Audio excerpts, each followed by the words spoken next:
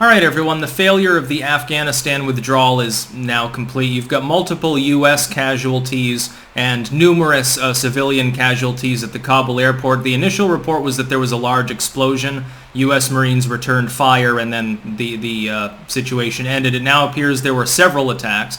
ISIS has not, I think, officially claimed credit yet, but presumably will. And this is really the problem. This will be glossed over, by the way, by the legacy media. Nobody's asking the question, why is it that ISIS, that was suppressed for so long, all of a sudden has the capability of launching this kind of attack? And when, as well, supposedly the Taliban, that the Biden admin and the CIA, by the way, are openly holding dialogue with to get everything moving, why is it that they're capable of traversing their checkpoints as well?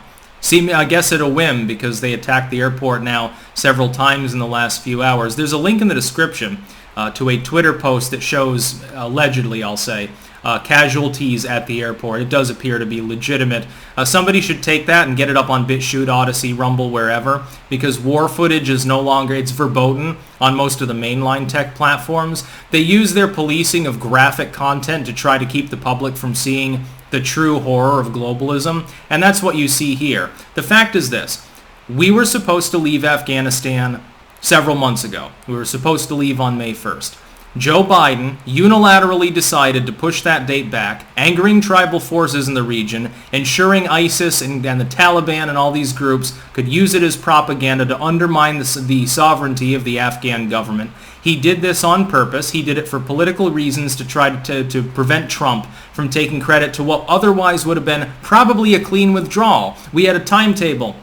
We had the troops. We had the logistics. Everyone could have already been evacuated long ago. Weeks ago, all U.S. forces should have been out of Afghanistan. All U.S. personnel should have been out of Afghanistan. All of the Afghans that have worked with us should be in a safe third country. They're not even talking about that, by the way. How technically, if they're landing in Qatar of course, or any of these other regions, technically speaking, they're already landed in countries that are willing to accept them as refugees. They're not due U.S. visas. I find that very interesting. Nobody in the legacy media is asking this question. Don't expect any significant questions about this. If Biden gives an address at all, he'll do what he's been doing consistently. He'll turn 180 after he's done with his very, very carefully scripted speech. He won't take questions. If any are, they'll be pre-approved softballs, and then he'll leave. Nobody will be asking the hard questions. Hey, I thought the Kabul airport was secure. I thought that U.S. citizens and many Afghans and other people in there were largely safe. Why is it that we've got this zone of protection supposedly around the airport, and you've got multiple terrorist attacks causing, some are reporting upwards of 100 casualties? You got, again, link in the description, see it for yourself. It's only a 5-second video, so we're rather short. Nobody's asking these questions. They're constantly trying to blame Trump, by the way, for this, despite the fact that he hasn't been in office for a while. Of course, we would be long gone. ISIS would not have remetastasized in this way in the region, and you wouldn't have all of these problems if we had just stuck to the original deal. By moving it back, the Afghan government was undermined, and in cultures like that of the Pashtun, who run most of Afghanistan, if you are conceived of as weak, which the Afghan government showed itself to be when it didn't command U.S. troops out by May 1st, when it didn't demand that Biden honor the agreement that they themselves had agreed to, it's basically, it's suicidal. What we're doing right now in Afghanistan makes absolutely no sense whatsoever unless you consider that the Biden administration wants more casualties, possibly as a cause to remain in Afghanistan. I think that's less likely. Possibly as a way of simply heaping abuse onto injury in the region, making sure that it's unstable for whatever socio-political reasons they deem fit. This is a fiasco, an unmitigated disaster. If things were bad there, and they were already, even under the evacuations that are going on right now, they're saying that many tens of thousands of U.S. adjacent Afghanis will be stranded. They won't even be able to make it to Qatar. They won't even be able to make it to one of the other nations in the general region that has agreed to take them as refugees, to give them at least some sort of status so that they don't get headhunted after by the Taliban. We've had reports of U.S. citizens being beaten. We've had reports of U.S. troops being fired upon. We've had every possible abuse conceivable has occurred within the Kabul region. ISIS moved in. We had to literally move the avenues by which Americans were getting to the airport from anywhere else in Kabul for that reason. And for some odd reason, Biden won't respond. He won't do anything. Now, supposedly the Taliban is adjacent to us in fighting ISIS. This is what Biden said the other day in his address. Well, Taliban isn't going to work with ISIS. They hate ISIS. Well, then why don't you work with the Taliban to resecure those areas and make sure they stay away from the airport? The Taliban has checkpoints all over the goddamn city, and yet this happens. That doesn't sound like wise strategy to me. That sounds like a clusterfuck.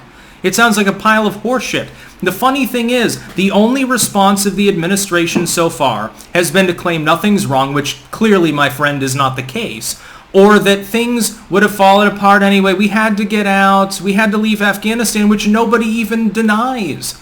Only a handful of jaded boomer rhino cons, a la the Bush family, deny we need to leave Afghanistan. What people do deny, increasingly in massive numbers, is how we're leaving Afghanistan. We're leaving the nation in shambles.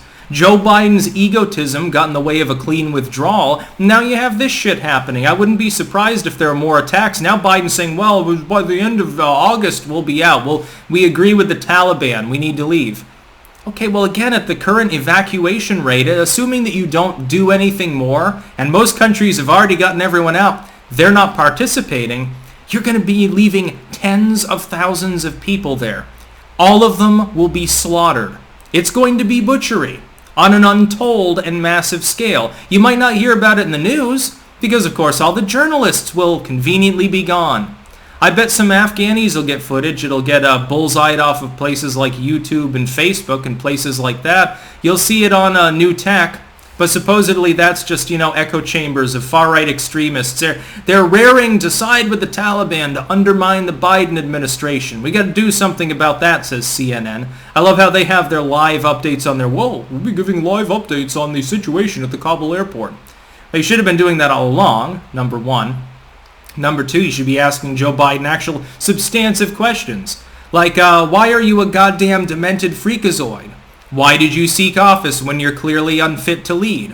Why is it that you have such a boner for getting as many Afghans out as possible and giving them, in some cases, internationally illegal refugee status? Again, because you're vetting them in third-party countries, most of which already have agreements to take as many people as we need them to take. Why are you doing that, but you don't care if you leave tens of thousands of them behind or if they get killed at the gates in suicide bomb explosions? Which is probably what this is. This is probably a vehicle loaded with explosives and they blew it up near the gate. That's probably what happened. And by the way, since they went through at least one Taliban checkpoint on the way there, is the Taliban stupid and just didn't hear the ticking in the back of the Humvee? Or are they complicit? Is this just a fucking pile of hogwash by the Biden administration to whitewash the Taliban because they know that they're going to run the country and they want to keep diplomatic relations going so they can get a cut of the pie? That's really what that's about. Joe Biden doesn't give a fucking shit about the Afghan people. He certainly doesn't give a shit about the American people. There's still almost 2,000 Americans in the Kabul airport. You know what they told them to do? Shelter in place. No, don't demand to get on the next plane. We're capable of airlifting literally all of you out in a single day with current rates. We got to get all the interpreters and shit out, all the Afghan personnel. They go first. Go to take them to a third country and then not keep them there, even though, again, they technically under international convention should be doing so, including under U.S. law. No, you shelter in place. Hunker in the bunker, sit in one of those airport terminals, and basically stick your thumb in your ass and wait to die. That's what they've been told. Will Biden come out and honor the dead Marines? Because it seems like at least several of them were casualties. We're talking about enormous numbers of injuries. Not difficult to do when you've got thousands of people crowded right outside the airport in an area that's supposedly secure, including by the Taliban, which points to them being involved in the goddamn attack. But you won't hear that from CNN. You're not going to hear it from MSNBC. Joe Biden will keep right on 180ing and turning his back on everything that he's supposed to be doing. Turning his back on the Afghans, on the American people, on the goddamn Constitution. Because that's what he's being paid to do. Because he's a goddamn globalistic hack, sellout traitor, and loser. That's about all. Peace out.